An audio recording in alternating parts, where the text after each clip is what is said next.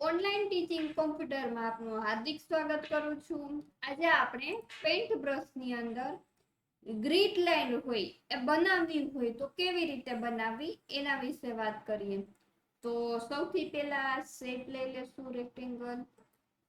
Shape rectangle લીધા પછી rectangle શેપને draw કરી લેવાનો છે.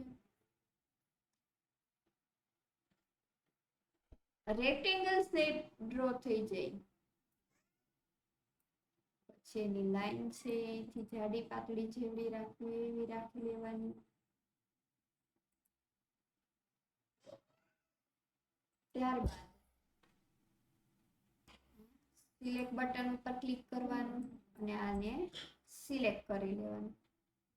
સિલેક્ટ થઈ જાય ત્યારબાદ સિલેક્ટ ટૂલમાં જોઈ લેવાનું ટ્રાન્સપરન્ટ સિલેક્શન છે કે નહીં. જો ન હોય તો અહીંયા ક્લિક આપી દેવાનું. ત્યારબાદ આપી દેવાનું કોપી અને પેસ્ટ. જ્યાં પેસ્ટ આવી છે એને આની સાવ નજીક આવી રીતે ગોઠવતું જવાનું એકની ઉપર એક. આમાં તમે ઝૂમ ઇન અથવા તો ઝૂમ આઉટ છે એ તમે ઓપ્શન લઈ શકો છો. પેસ્ટ આપી અને આ જે ગ્રીડ લાઈન છે એ લાઈનની ઉપર જ આવી રીતે ટચ કરવાની. ફરીથી આને કોપી લેવાની.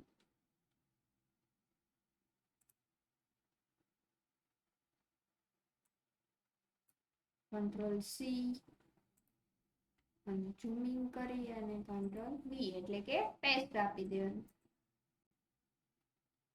ફરીથી આ જે ડ્રો કરેલી છે લાઈન માથે જ આવી રીતે ગોઠવવાનું. ફરીથી નાનું કરી આવી રીતે કન્ટિન્યુ તમારે જેટલી કરવી હોય કંટ્રોલ સી કોપી અને પેસ્ટ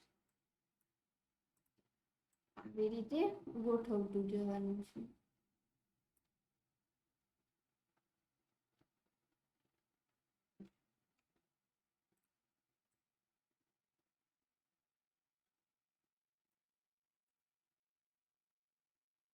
ફરીથી કોપી લઈ લેવાની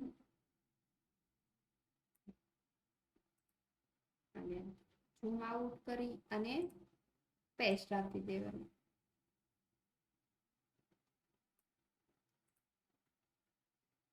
ફરીથી કોપી લઈ લેવાની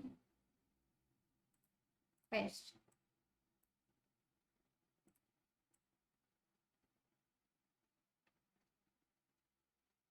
આ ગ્રીડ લાઈન છે રેડી થઈ ગઈ છે. ફરીથી બધાની કોપી લેશું અને પેસ્ટ આપશું.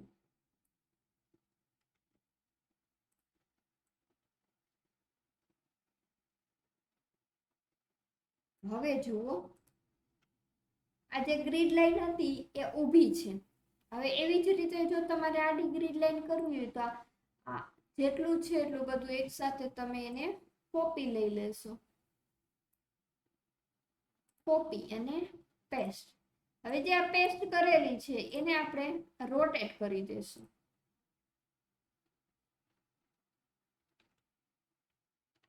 આ જે પેસ્ટ કરેલી છે અને આપણે રોટેટ કરશું.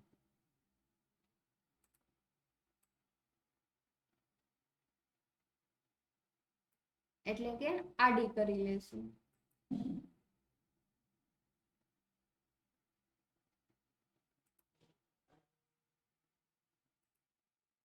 180 અહીંથી સહેજ એની સાઈઝ મોટી કરી દેશું એટલે દેખાય.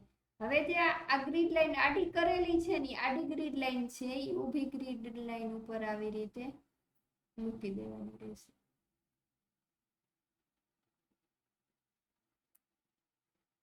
જે વધારાનો ભાગ છે એને આપણે ડિલીટ કરી લેશું. એટલે કે જે આ વધારાનો ભાગ આટલો હતો એને આપણે ડિલીટ આપી દેશું. લાઈન લેશું અને વ્હાઈટ કલર લેશું અને લાઈનને થોડીક જાડી રાખશું અને અહીંથી શિફ્ટ કી દબી રાખી અને સીધી લાઈન છે ડ્રો કરી લેશું. લાઈનને સેજ આમ પાછળની સાઈડ હટાવીશું એટલે આપણી આ ગ્રીડ લાઈનમાં જે ઓલું હતું તે દેખાતું બંધ થઈ ગયું. તો એવી જ રીતે આમાં પણ કરીશું. લાઈન ડ્રો કરી લેશું એક અહીંથી. શિફ્ટ કી દબી રાખો તો સીધી લાઈન થશે. પછી લાઈન ને સેજ આવી રીતે બહારની સાઈડ. ત્યારબાદ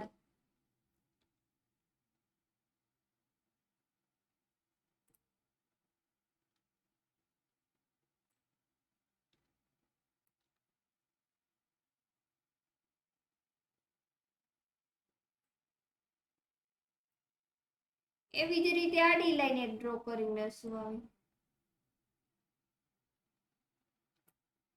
સેજ નીચેની બાજુ, એટલે જે આ વધારાનો ભાગ છે હવે ઇરેઝર છે, આપણે ઇરેઝ કરી દઈશું,